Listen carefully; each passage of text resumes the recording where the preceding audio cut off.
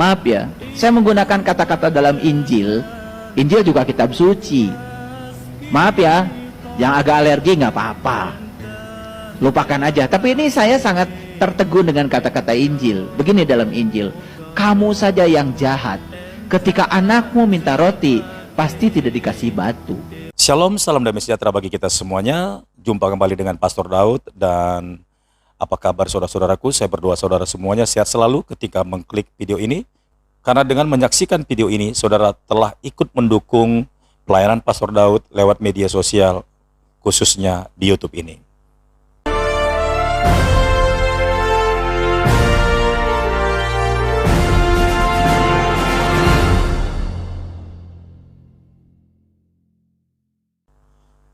Semakin banyak saja ustadz-ustadz atau ulama-ulama yang mencoba untuk membacakan ayat-ayat yang terdapat di dalam Alkitab. Bahkan mereka tidak sungkan-sungkan untuk menjadikan itu menjadi bahan ceramah.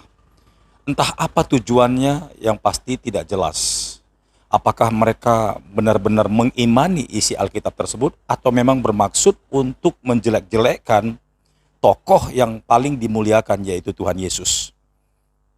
Yang pasti, ketika mereka menjadikan Alkitab menjadi bahan khotbah mereka, itu menunjukkan bahwa sebenarnya para ustadz ulama ini tidak mempunyai bahan untuk diceramahkan dari isi kitab suci mereka.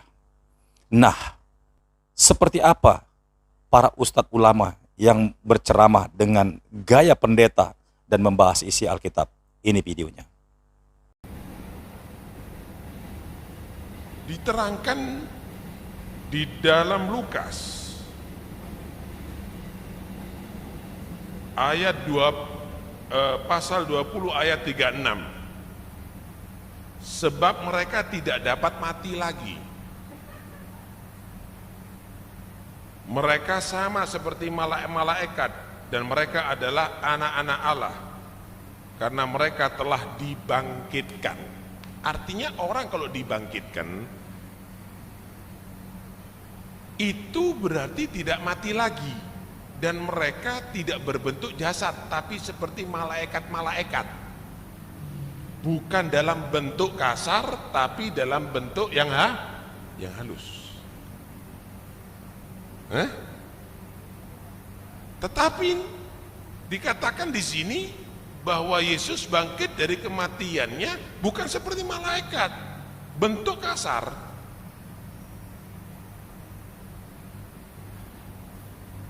Dalam Injil Lukas pasal 24, 39 sampai 43 diterangkan juga ada di situ, lihatlah tanganku dan kakiku. Setelah bertemu sama muridnya ini ketakutan, ini hantu yang datangin. Gitu loh. Oh, ini makhluk halus ini yang datangi. Kok ini Yesus datang lagi? Ceritanya begitu. Lihatlah tanganku dan kakiku. Aku sendiri inilah. Rabalah aku dan lihatlah, karena hantu tidak ada daging dan tulangnya. Seperti yang kau lihat padaku. Sambil berkata demikian, ia memperlihatkan tangan dan kakinya kepada mereka. Dan ketika mereka belum percaya, karena girangnya dan masih heran, berkatalah ia kepada mereka, adakah kamu padaku makanan di sini? Kamu tidak percaya kalau aku ini beneran? Bukan hantu aku ini. Sepertinya para ustadz, kiai, ulama kurang bahan. Bahkan mereka harus mengais-ais ayat-ayat Alkitab untuk dijadikan ceramah. Apakah Al-Quran tidak sanggup memberikan sesuatu yang bernilai atau berharga untuk diceramahkan? Apakah mereka tidak mengerti ayat-ayat yang dimaksudkan? Sehingga mereka harus pergi dan mencari Alkitab, lalu masuk serta mencoba untuk menggagahinya. Ini sebenarnya sebuah kejahatan, tetapi Tuhan sanggup menjadikan ini menjadi rencananya yang besar. Kepingin bukti yang lainnya? Adakah makanan padamu makanan di sini? Ada makanan nggak di sini? Lalu mereka memberikan kepadanya sepotong ikan goreng. Ia mengambilnya, Yesus mengambilnya dan memakannya di depan mereka. Oh iya beneran, kalau hantu tidak makan ikan goreng berarti.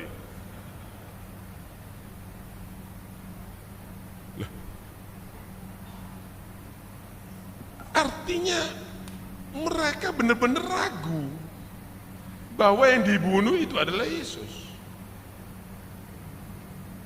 Mereka tidak yakin. Dari yang ada sekarang ini pun tidak ada yakin, karena ayatnya bertentangan.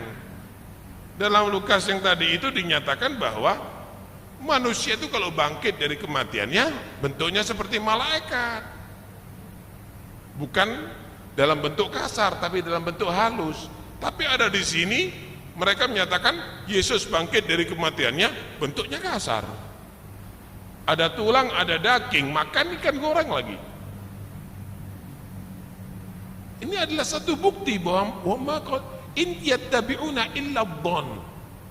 Iya, yang pasti sekalipun ada banyak ustadz atau ulama mencoba mendalami Alkitab, namun ada saja beberapa ustadz yang akhirnya meyakini bahwa ajaran yang disampaikan oleh Tuhan Yesus adalah ajaran yang mulia.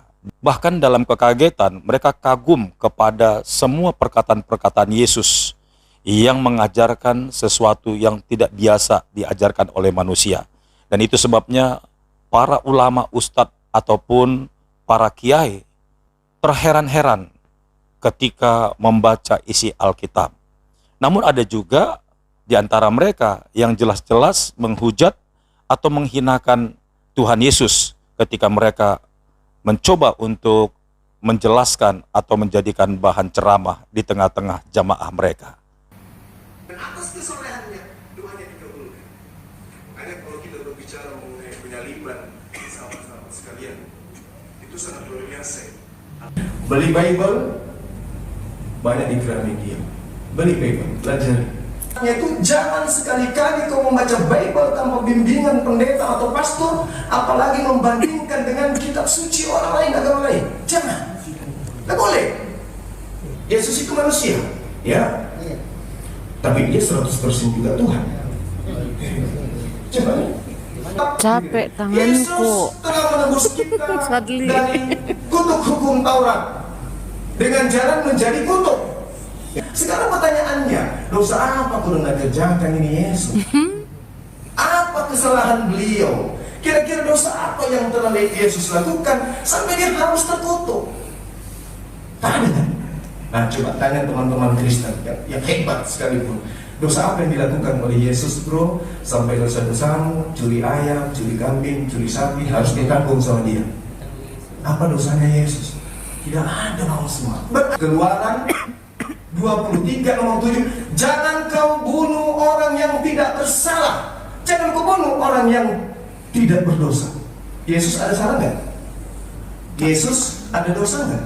Nggak ada. Siapa yang mengatakan itu? Pilatus, gubernur yang berkuasa pada saat itu. Terakhir, terkait dengan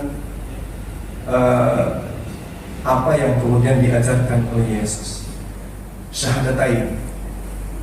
Syarat masuk surga menurut Yesus nih, dalam Bible Yohanes 17 nomor 3, hidup kekal itu adalah mereka mengenal Engkau satu-satunya Tuhan dan mengenal Yesus yang Engkau utus. Lain lagi halnya dengan Zuma. Baru-baru ini Zuma beserta dengan para pengagumnya, Zuma merasa dirinya sangat menguasai isi Alkitab namun tanpa pengertian. Lalu Zuma mencoba menyusun kekuatan dengan mengajarkan atau meminta kepada pengagumnya untuk membeli Alkitab, karena dia percaya bahwa Alkitab itu dengan mudah didapatkan di toko-toko buku ataupun di Gramedia. Lalu Zuma mencoba mengajarkan sesuatu yang mungkin tidak seperti Alkitab tuliskan, tetapi secara pribadi, saya percaya bahwa tidak ada yang mustahil bagi Tuhan. Sekalipun ada orang-orang yang memperkatakan firman dengan tidak maksud mulia, namun Tuhan sanggup menjadikan setiap perkataannya itu menjadi sesuatu yang menakjubkan. Nah, dengan cara seperti ini kita bersyukur bahwa Injil diberitakan di tempat-tempat yang tersembunyi, terlebih di dalam rumah ibadah para umat Islam. Selama ini kita mencoba berjuang bagaimana caranya menembus dinding agama daripada sepupu kita ini. Banyak penginjil-penginjil berjuang namun mereka dihadang. Bahkan dengan cara apapun kita selalu ditolak. Tetapi puji Tuhan saudara, tidak perlu pengorbanan. Tidak perlu harus mengalami aniaya. Cukup dengan cara seperti ini. Kita luaskan mereka. Kiranya apa yang mereka pelajari itu akan membuat mereka berubah. Karena firman yang mereka baca itu sebenarnya adalah Roh Kudus, yaitu Roh Allah. Karena firman Tuhan berkata, semua perkataan atau firman Tuhan yang keluar dari mulut Allah tidak akan pernah sia-sia dan tidak akan pernah kembali sia-sia. Semuanya itu akan sampai kepada tujuan dan rencananya. Nah, kiranya video yang Pastor Daud sampaikan ini boleh menjadi berkat bagi kita semuanya, dan kita tetap mendoakan agar mereka semuanya dijamah oleh Tuhan menjadi Paulus-Paulus yang baru dan diutus untuk masuk ke dalam suku bangsa mereka, dan nama Tuhan Yesus dipermuliakan. Baik saudara-saudaraku, sampai di sini video yang Pastor Daud upload. Kiranya video ini boleh menjadi berkat bagi kita semuanya. Sampai jumpa di video berikutnya. Tuhan Yesus memberkati. Shalom.